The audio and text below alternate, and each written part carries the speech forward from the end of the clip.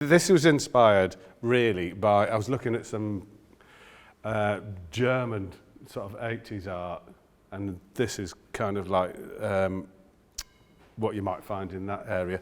It's got some beans in there for no reason. Why not?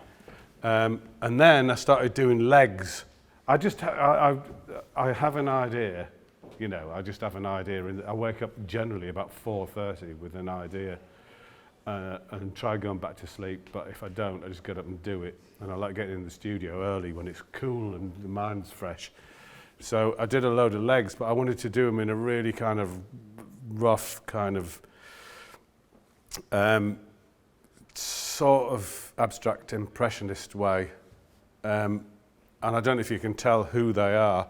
Shall I give you a little test now? Okay. How good's your eyesight? Fairly good. Right, not proportional. who's that one? That's got to be Michael Jackson, surely. It's not Michael Jackson. People say that, but it's not. Sorry. It's Elvis Presley.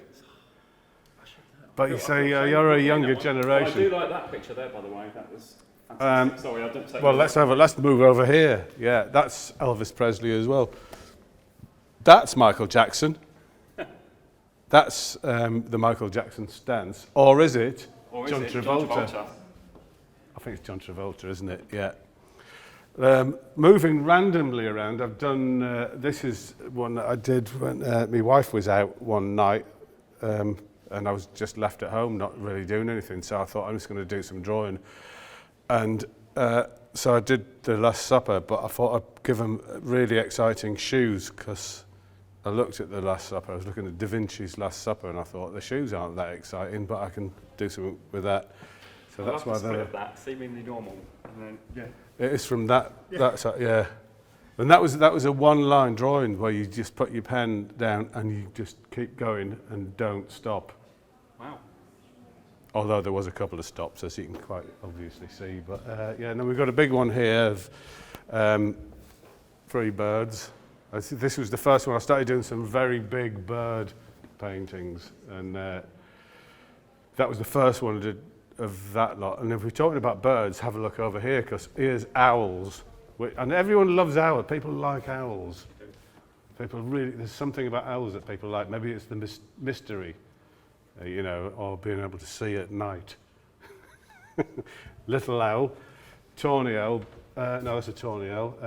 No, that's a tawny owl. That's a short-eared owl, and that's a long-eared owl. And I go out, because I go out bird watching a lot, and I've seen not so many tawny owls. We hear tawny owls near where I live, and little owls. Short-eared owls and long-eared owls. We see at Elmley, which is near us. Pictures of what you see. Do I take pictures of them? Pictures so you can refer back to them, or is it all? I take photographs, but what I do is when I'm doing the birds, I look online, and then I Photoshop them into the position that I want them to be in. Okay. And then I focus on the eyes, because what I like doing is painting the eyes so you can see what is the reflection in the eyes. But these are watercolours, and I was quite afraid of watercolours for a long time. And then you've got to master it. You just got to say, I'm in charge.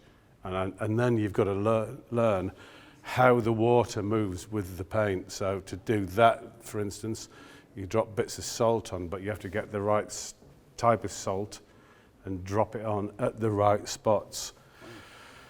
So yeah, there's quite a lot of so many practice. So many techniques here, isn't there? Yeah.